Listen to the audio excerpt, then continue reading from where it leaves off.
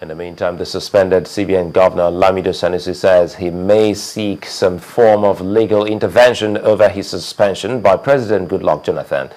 In an interview with our correspondent, Harriet Agbeyi, Mr. Sanusi said his suspension did not come as a surprise.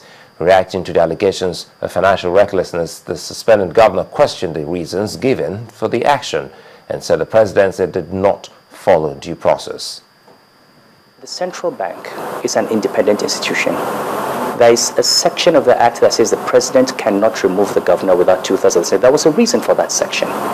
You cannot go around that section by saying, I'm not removing you, I'm suspending you.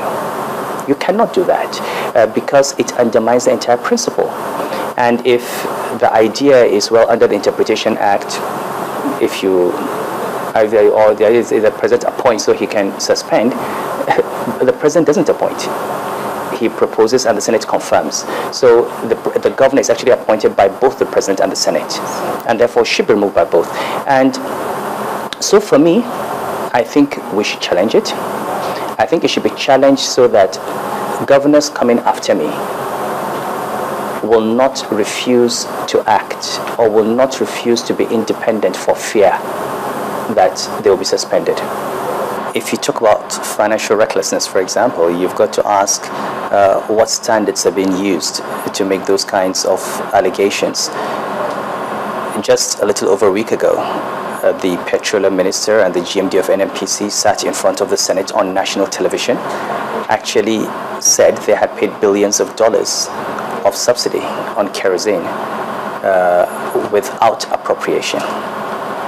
And this is in spite of a letter from the president directing the petroleum minister to stop paying subsidy since 2009. Nobody has said this financial recklessness. The NNPC itself has not been audited since 2005. I know they're now rushing to get all those back audits.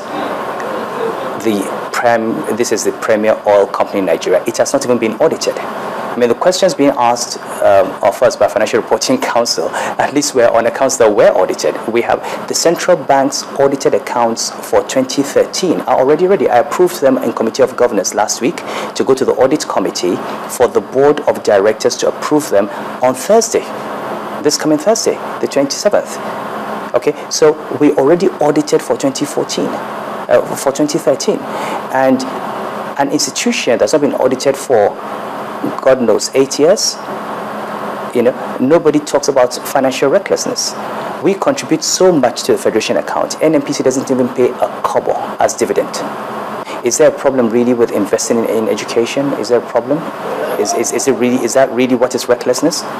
Building structures in universities? Building structures in secondary schools? Or is there evidence that those contracts were inflated or that we gave the contracts to ourselves?